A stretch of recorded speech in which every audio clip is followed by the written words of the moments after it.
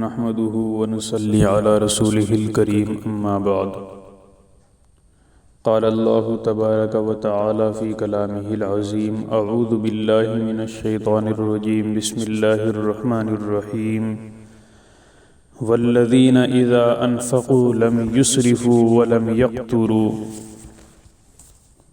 صدق الله العظيم۔ اس آیت شریفہ میں جہاں ایک طرف اسراف اور فضول خرچی سے منع کیا گیا ہے، وہیں دوسری جانب بخل اور کنجوسی کو بھی ناپسندیدہ قرار دیا گیا ہے۔ عربی میں قطر کے معنی تنگی کرنے کے آتے ہیں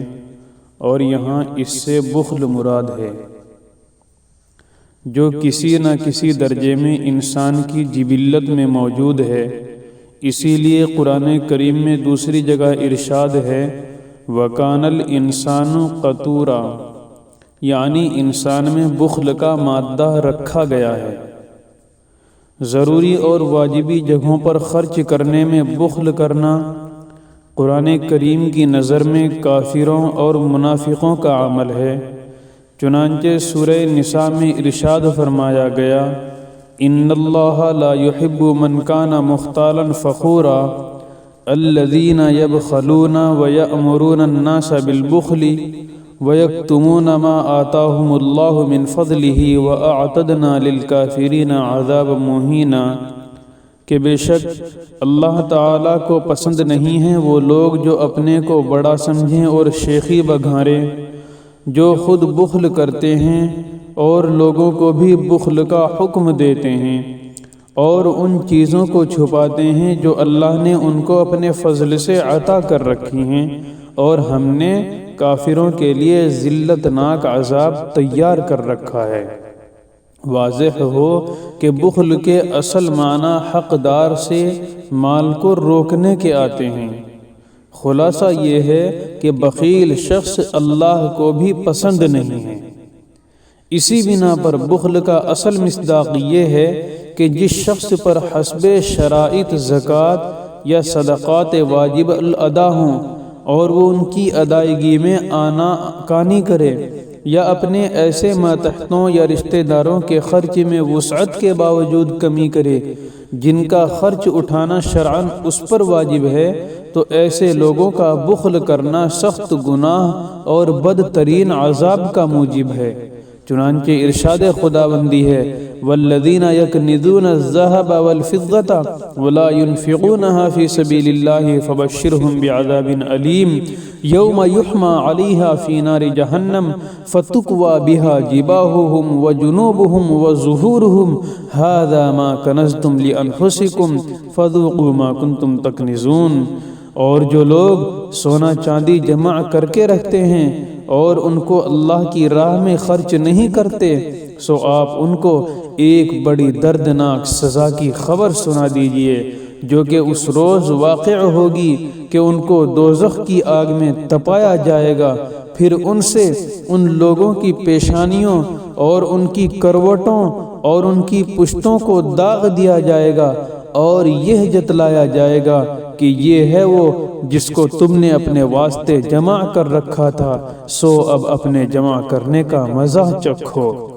اس لیے جن حضرات پر زکوٰۃ وغیرہ فرض ہو تو انہیں حساب لگا کر خوش دلی سے زکوٰۃ ادا کرنی چاہیے۔ اسی طرح جو حقوق العباد ذمے میں واجب ہوں ان کی بھی ادائیگی کا اہتمام کرنا چاہیے۔ یقیناً بخل ایک ایسا مہلک مرض ہے جو انسان کو بہت سے اعمال خیر سے روکنے کا سبب بنتا ہے۔ سورہ آل عمران میں اللہ تبارک و تعالی کا ارشاد ہے وَلَا يَحْسَبَنَّ الَّذِينَ يَبْخَلُونَ بِمَا آتَاهُمُ اللَّهُ مِنْ فَضْلِهِ هُوَ خَيْرًا لَهُمْ بَلْ هُوَ شَرٌّ لَهُمْ سَيُطَوَّقُونَ مَا بَخِلُوا بِهِ يَوْمَ الْقِيَامَةِ وَلِلَّهِ مِيرَاثُ السَّمَاوَاتِ وَالْأَرْضِ وَاللَّهُ بِمَا تَعْمَلُونَ خَبِيرٌ، کہ وہ لوگ جو اللہ کے اپنے فضل سے عطا کردہ مال میں بخل کرتے ہیں وہ ہرگز یہ خیال نہ کریں کہ یہ ان کے لیے کوئی اچھی بات ہے، بلکہ یہ بات ان کے لیے بہت ہی بری ہے، وہ لوگ قیامت کے دن اس بخل کردہ مال کا طوق پہنائے جائیں گے، اور حقیقت میں آسمان و زمین تو اللہ ہی کا رہ جائے گا، اور اللہ تعالی تمہارے سب اعمال کی پوری خبر رکھتے ہیں۔ اس آیت کی تشریح میں پیغمبر علیہ الصلاۃ والسلام نے یہ فرمایا کہ بخیل شخص کا مال قیامت کے دن بھیانک اژدہے کی شکل میں تبدیل کر کے اس کے گلے میں لپیٹ دیا جائے گا، نعوذ باللہ من ذالک۔ چنانچہ سیدنا حضرت ابو ہریرہ رضی اللہ عنہ سے مروی ہے کہ پیغمبر علیہ الصلاۃ والسلام نے ارشاد فرمایا، من آتاہ اللہ مالا فلم یود زکاتہ مثلا لہ شجاعا اقرع لہ زبیبتان یطوقہ یوم القیامت یأخذ بلہزیمتیہ یعنی بشدقیہ یقول انا مالک انا کنزک ثم تلا هذه الآیہ، جس کو اللہ تعالی نے مال دیا پھر اس نے اب اس مال کی زکوٰۃ ادا نہیں کی تو اس کا مال اس کے لیے قیامت کے دن ایک گنجے سانپ کی شکل میں لایا جائے گا، جس کے 2 نوکیلے دانت ہوں گے، یا اس کی آنکھ پر 2 کالے داغ ہوں گے، جو قیامت کے دن اس کے گلے میں طوق بن کر اس کے جبڑے کو پکڑ کر یہ کہے گا کہ میں ہی تیرا مال ہوں اور تیرا جمع کردہ خزانہ ہوں۔ پھر پیغمبر علیہ السلام نے اس کی تائید میں وَلَا يَحْسَبَنَّ الَّذِينَ يَبْخَلُونَ بِمَا آتَاهُمُ اللَّهُ مِنْ فَضْلِهِ آیت شریفہ پڑھی۔ معلوم ہوا کہ مالی فرائض و واجبات کی ادائیگی میں بخل انجام کے اعتبار سے انتہائی تباہ کن اور رسوائی کا سبب ہے۔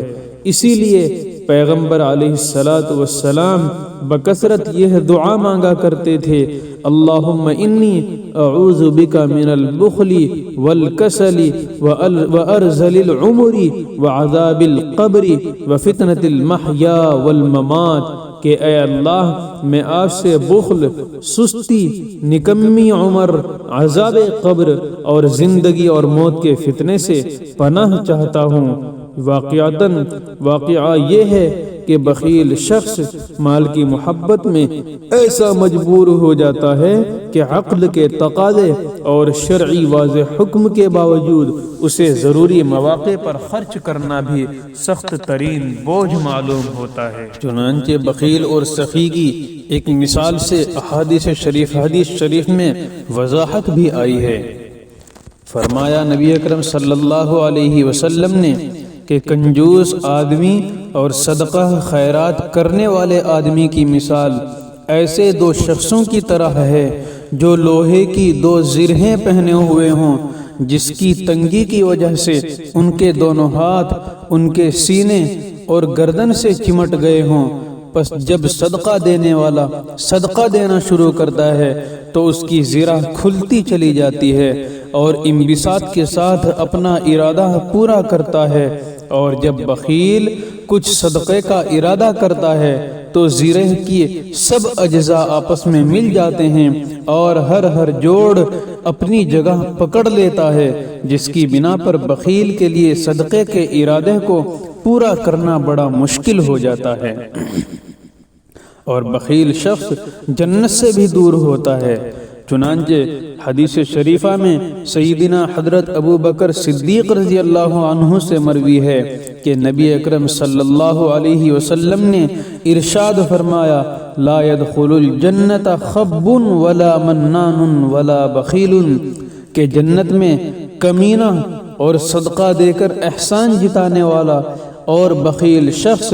جنت میں داخل نہ ہوگا۔ اور سیدنا حضرت ابو ہریرہ رضی اللہ عنہ کی روایت ہے کہ نبی اکرم صلی اللہ علیہ وسلم نے ارشاد فرمایا، سخی اللہ سے قریب ہے، جنت سے قریب ہے، لوگوں سے قریب ہے اور جہنم سے دور ہے، اور بخیل شخص اللہ سے بھی دور، جنت سے بھی دور، لوگوں سے بھی دور اور جہنم سے قریب۔ اور جاہل سخاوت کرنے والا اللہ کو بخیل عبادت کرنے والے سے زیادہ پسندیدہ ہے۔